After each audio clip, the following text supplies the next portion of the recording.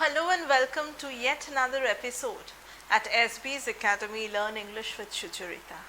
In this class, we are going to continue with the 7 C's of communication. In the last class, we have covered what is clarity in communication. In this class, first we are going to talk about correctness. What is meant by correctness in communication? That is when you are addressing somebody through email or through any kind of business speeches, you have to ensure that the details about the person's name, the spelling of the person's name, the designation of the person, and all the other details are mentioned in a correct manner. The position that the person occupies in his professional circuit, that has to be correctly mentioned. This apart, you should also know what is the purpose or what is the agenda for which a particular business meeting has been called. So an overall focus on correctness, not just on spellings or on designation, but also on the details, specific details of the communication.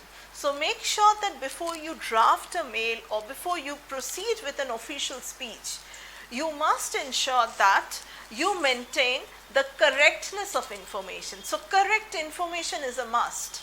So if you are giving out wrong information, that is going to count dearly on your impression.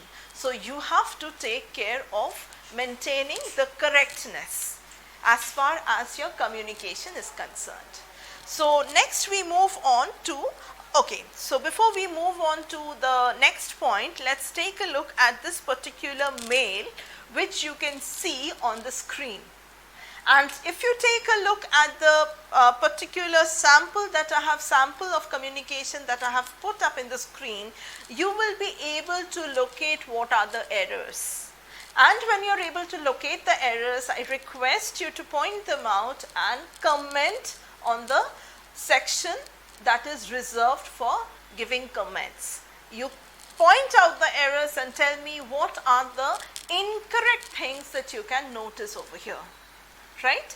This is very easy. Further to our conservation today, I am attaching the plan for the first stage of the project. Hope the 1 week deadline is okay with you and your team. So this is the entire thing that is there shown on the screen. You can see the whole thing on the screen. You can point out the errors and write it down in the comment section. We move on to the next point under the 7 C's of communication, that is completeness. It is always expected that whenever you are communicating with somebody regarding anything, the information or the message that you are communicating must be complete in itself.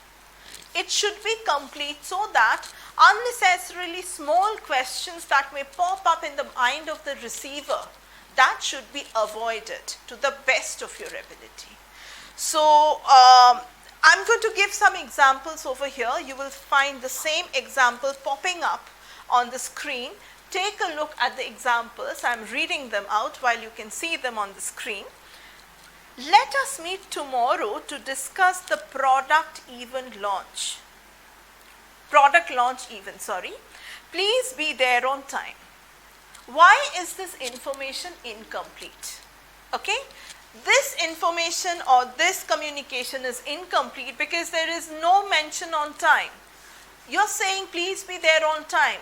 What is the time? Where's the specification of time? As I said, that time, date, venue, these things should be specified. Okay? There is no mention of time of the meeting scheduled for or the location, or neither there is any agenda. We are going to do these in details when we are doing organizational communication. So make sure that whenever you are giving any information, that should be complete by itself. The fourth characteristic of communication that we are going to learn is conciseness in communication. Okay? So here it means that you need to finish off the sentence, the message, in 2 sentences instead of needlessly elaborating in 4 sentences. I'm sure all of you in your school life, you have learnt about précis writing or summary writing. What is the point behind teaching summary writing or précis writing, so that you can master the art of reduction techniques in writing. That is how you can make a particular piece of writing concise. If a particular idea is communicated in 5 lines, you should have that skill to reduce it in 2 lines, right? So, and while you are communicating or while you are writing, one way of doing it, we are going to learn this in details, the art of conciseness in writing. We are going to do this in details when we do the writing skill. There we have a specific chapter on the art of editing in writing. So, we are going to do that in details over here, but here I am just going to touch and go because it is an essential aspect over here. That is, you need to avoid filler words. Filler words. What are filler words? Filler words are those that we often very casually include in our speech, and often when we are translating that very same speech into writing, we erroneously end up including them in writing as well. Some examples of filler words are, sort of, kind of, for instance, basically, actually. See, if you actually take try to think what and when you are speaking, you will find that while we are speaking, we often end up using these filler words.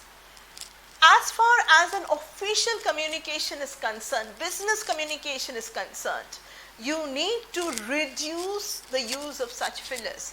If you reduce these fillers, you will find that you will attain the art of being concise in your communication skill, right? So, okay, so here is an example. You will find this popping up on the screen.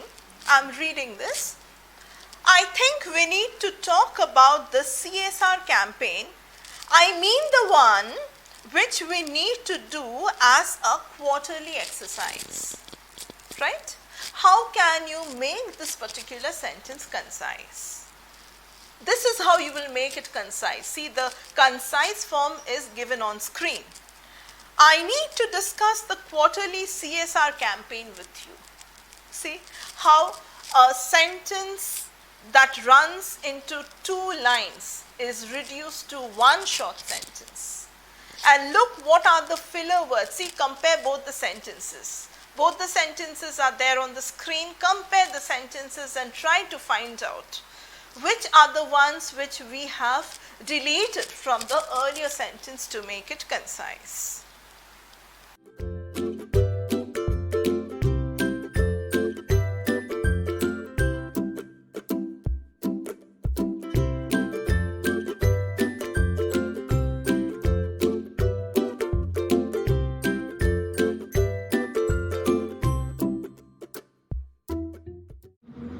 Thank you for watching the video. Subscribe to SB's Academy channel on YouTube for more such content. Follow SB's Academy's page on Facebook for SB's tips on grammar, vocabulary and communication skills in English. Don't forget to like and share the content. Leave your views in the comments and let us know what else would you like us to cover here. Happy learning.